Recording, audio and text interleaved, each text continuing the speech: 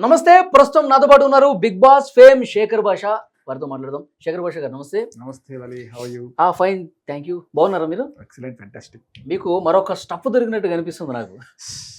కొత్త కేసు ఒకటి తెర మీదకి వచ్చింది. యూట్యూబర్ ఫేమస్ హర్ష సాయి మీద ఒక అమ్మాయి కేసు పెట్టింది.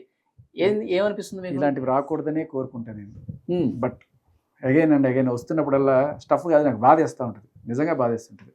ఇంకా ఎన్నాళ్ళు ఇలా ఎంతమంది మగాళ్ళు ఇలా బలైపోవాలి అనేది అనిపిస్తుంటుంది.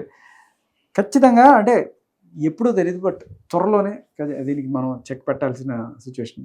ఇదర్ మనం ఒక అసోసియేషన్ ఫామ్ చేసి ఇలాంటి తప్పుడు కేసులని ఎండగట్టే ప్రయత్నం చేయడంతో పాటు ఢిల్లీ దాకా దీన్ని తీసుకెళ్ళి ఖచ్చితంగా ఈ రకమైన అంటే ఎవరైనా వెళ్ళి ఇప్పుడు వలి మీద కూడా సరే, వలితో కొంచెం పరిచయం ఉంది, 2 ఫోటోలు ఉన్నాయంటే వలి నన్ను రేప్ చేశాడు, లేకపోతే వలి నన్ను వాడుకొని నేను పెళ్లి చేసుకుంటాను అని చెప్పి మోసం చేశాడు, ఇలాంటి ఏదైనా సరే నీ మీద కేసులు పెట్టేసి నేను నిరికించే ప్రయత్నం చేయొచ్చు. ముందు పూర్వపరాలు ఆలోచించకుండా ఫస్ట్ ఎఫ్ఐఆర్ పెట్టేసి తర్వాత రిమాండ్లు, ఇప్పుడు జానీ మాస్టర్ కావచ్చు, లేకపోతే అవును ఇలాంటివి జరిగే అంటే 376 పెట్టే ముందు కొంత ప్రైమరీ ఇన్వెస్టిగేషన్ చేయాల్సిన అవసరం ఉందంటారు. తెలంగాణ పెట్టేయకుండా అదేనా మీరు కోరుకునేది? లేకపోతే ఏమవుతుందంటే ఒక మగాడిని తీసుకెళ్లి జైల్లో పెట్టడం వల్ల వాడికి మాత్రమే కాకుండా వాడి కుటుంబం కూడా అవును చితికిపోతుంది. ఇప్పుడు జానీ మాస్టర్ గారి మిస్సెస్ ఉన్నారు, ఆవిడ ఎంత బాధపడతారు, వాళ్ళ పరువు ఏంటి, పిల్లలు ఉన్నారు, 2 పిల్లలు, 7వ క్లాస్ 3వ క్లాస్ 2 పిల్లలు ఉన్నారు. సో వాళ్ళ పరిస్థితి ఏంటి, వాళ్ళు స్కూల్కి వెళ్తే, సో ఇవన్నీ కూడా మనకి ఇవేం అవసరం లేదు. ఫ్యామిలీ అసలు చాలా సీరియస్ గా ఒక జస్ట్ ఒక ఎఫ్ఐఆర్ లేకపోతే ఒక ఛార్జ్ షీట్, ఒక రిమాండ్ అంటే ఆ మనిషి తప్పు చేసినట్టు కాకపోవచ్చు, అది ముద్దాయనే, కానీ సమాజం దాన్ని చూసే తీరు తీసుకెళ్ళి మనకి ఇప్పుడు 14 నెలలు 16 నెలలు జైల్లో పెట్టిన వాళ్ళు కూడా చీఫ్ మినిస్టర్ అయిన వాళ్ళు ఉన్నారు. అవును. సో జస్ట్ ఆరోపణలు ఎదుర్కొంటున్న వ్యక్తి అంతే, నిందితుడు. కానీ వాళ్ళకి జరిగే ట్రీట్మెంట్ డ్యామేజ్ అనేది సీరియస్ గానే కోర్టు నిర్దోషాన్ని ఇచ్చేయచ్చు రేపు, కానీ అప్పటిదాకా నువ్వు పడ్డ వేదన, నీ ఫ్యామిలీ పడ్డ వేదన, అది మళ్ళీ జరిగిన ఇది కదా. అవును, దీనికోసం మనం పోరాడాలి. దీనికోసం ప్రతి ఒక్కరు నువ్వు నేను వెళ్ళి పోరాడకపోతే రేపు నువ్వైనా నేనైనా ఆ కెమెరామెన్ అయినా ఎవరైనా సరే ఇలాంటి సఫరింగ్ గురి కావాల్సిందే. ఓకే, హర్ష సాయి కేసుకు సంబంధించి ఒక ఆడియో తెగ వైరల్ అవుతుంది, ఒక్కసారి మీకు వినిపిస్తాను భాష గారు. లైసెన్స్ వేరే వాళ్ళకి ఉంటుంది, షాప్ మనకు ఉంటుంది. It was almost like we were under somebody. వాళ్ళ కోసం మనం పనిచేసాం.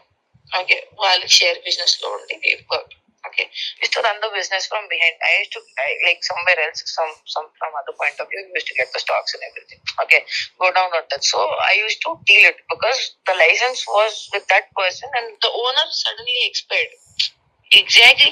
తండ్రి తర్వాత కొడుకుకి పోవాలి కదా, ఆ కొడుకుకి పోవాలి అనుకుంటే అది నేను ఇవాళ తలుచుకోలేదు యాక్చువల్లీ. అప్పుడు చెప్పిన తర్వాత ఏమైంది, ఆడు కొడుకు వచ్చేసి కొడుకు పోవాలి యాక్చువల్ గా నేను ఇవ్వదలుచుకోలేదంట.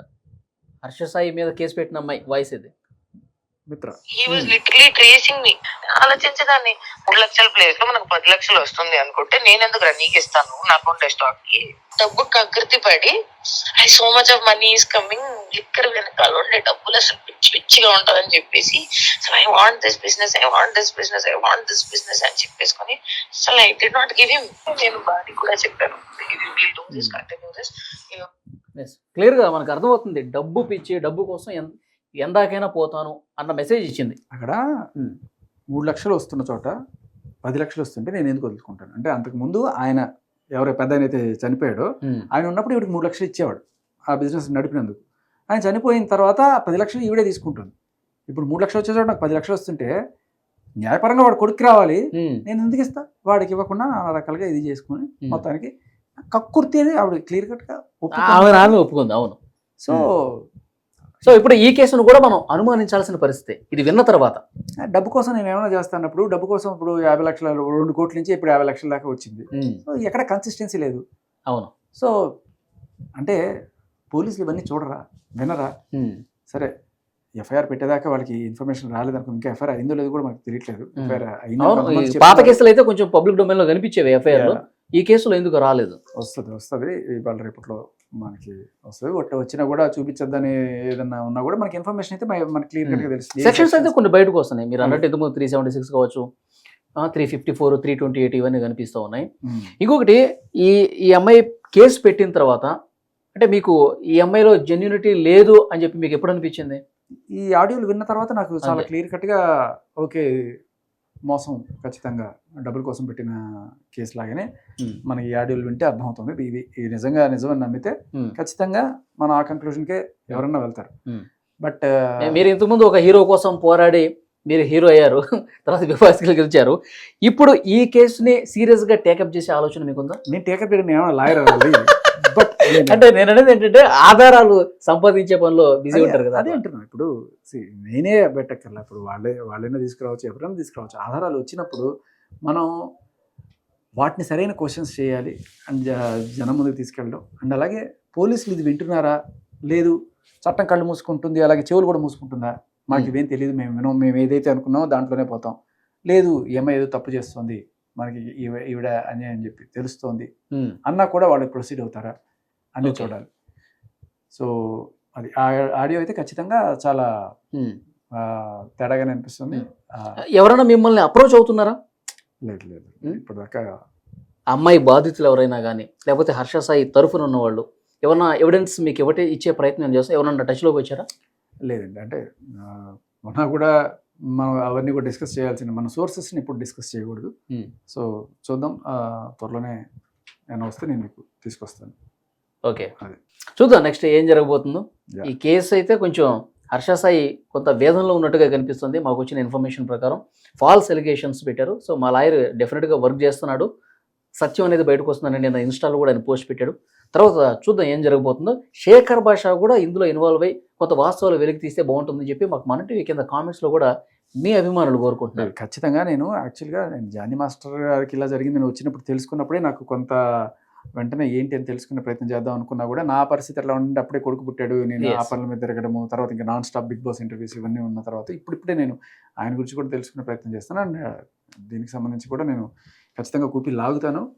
ఏ ఇన్ఫర్మేషన్ వచ్చినా నేను ఖచ్చితంగా తీసుకొచ్చి చెప్తాను. అండ్ మన చాలా చాలా చాలా క్లియర్ కట్గా అన్నీ కూడా నార్సింగి పిఎస్కే వెళ్తున్నాయి. సో ఇప్పుడు నార్సింగి పిఎస్ని ప్రపంచం అంతా చూస్తుంది, ప్రజలు చూస్తున్నారు. నేను నార్సింగి పిఎస్ పోలీసులకు కూడా చేసే విజ్ఞప్తి ఏంటంటే, సార్ మీరు నిష్పాక్షికంగా న్యాయం పక్కనే ఉన్నారనే విషయం కూడా జనాలకి అర్థం కావాలి. లేదు అక్కడ ఒక మనిషి తప్పు చేస్తున్నారనే విషయం అందరికీ అర్థమవుతున్నా కూడా ఒకవేళ వాళ్ళనే సపోర్ట్ చేస్తే జనాలు డౌట్ చేసే అవకాశం ఉంటుంది. కాబట్టి ఆ ట్రాన్స్పరెన్సీని మీరు కూడా ప్రజలకి చూపించడం అనేది చాలా ఇంపార్టెంట్. ఇప్పుడు ఏవో ఇట్లా లీకులు వచ్చినప్పుడు ఇది నిజం, ఇది అబద్ధం, ఇగో ఇది ఇక్కడ తప్పు ఉంది, ఇది ఇక్కడ రైట్ ఉంది అని చెప్పి ఏదో రకంగా జనరల్గా లీకులు ఇస్తుంటారు పోలీసులు, మనకి చాలా చూస్తున్నాం. సో అటువంటిది ఏదైనా ఇచ్చే ప్రయత్నం చేయాలి. లేకపోతే జనాలందరూ కూడా ఒక ప్రిజుడీస్ ఇన్ఫర్మేషన్కి వెళ్ళే అవకాశం ఉంది. పోలీసులు వినట్లేదా, పోలీసులకి తెలియట్లేదా, తెలిసినా కూడా ఎందుకు ఇలా ఒకరి తర్వాత ఒకళ్ళు కేసు పెడుతుంటే ఇట్లా తీసుకున్నారు. రాజస్థాన్ కేసులో మనకి క్లియర్ కట్గా తెలిసిపోయింది. అలాగే జానీ మాస్టర్ కేసులో మరి ఇప్పుడు మనం లాగాలి, చూద్దాం ఏం జరుగుతుంది. బట్ ఈ కేసులో కూడా మనకి ఈ కేసులో ఎఫ్ఐఆర్ ఇంకా బయటకు రాలేదు సార్. ఎఫ్ఐఆర్ రావడం కోసం ఏమన్నా మీరు ప్రయత్నం చేసే అవకాశం ఉందా? ఎఫ్ఐఆర్ ఉంటే మనం ఏదైనా అథెంటికల్ గా మాట్లాడే అవకాశం ఉంటుంది. ఇప్పుడు ఆవిడకి ఏదో పర్సనల్ డీటెయిల్స్ అన్ని చూపిస్తున్నారు ఎఫ్ఐఆర్లో అన్నట్టుగా, కంప్లైంట్కి సంబంధించింది ఏదో బయటకు వచ్చింది అన్నట్టుగానే విన్నాను. బట్ ఎక్కువ రోజులు దాచలేరు. ఎఫ్ఐఆర్ ఇస్ మనం రైట్ టు ఇన్ఫర్మేషన్ యాక్ట్ కింద అప్లై చేస్తే అది ఖచ్చితంగా ఇవ్వాలి. బట్ అది తీసుకున్న తర్వాత దాన్ని చూపించాలా చూపించకూడదా, ఎంతవరకు చూపించాలి, ఏం డీటెయిల్స్ మాస్క్ చేయాలి అనేది మన టీవీ ఛానల్ వాళ్ళకి ఖచ్చితంగా ఉండాలి. మన టీవీ ఛానల్స్ వాళ్ళు రిమాండ్ రిపోర్ట్లు కూడా చూపించేస్తున్నారు, దాంట్లో ఫోన్ నెంబర్లు కూడా చూపించేస్తుంటారు. నేను కాక మన జానీ మాస్టర్ చూపించినప్పుడు కింద ఫోన్ నెంబర్లు కూడా కనబడుతున్నాయి. ఓకే, సో జరిగేది జరుగుతుంది, దాన్ని ఎవరు ఆపలేరు. చూద్దాం ఇంకా ఎలాంటి వాస్తవాలు వెలుగులోకి వస్తే దాని మీద మళ్ళీ ఒకసారి డిస్కస్ చేద్దాం. Thank you very much.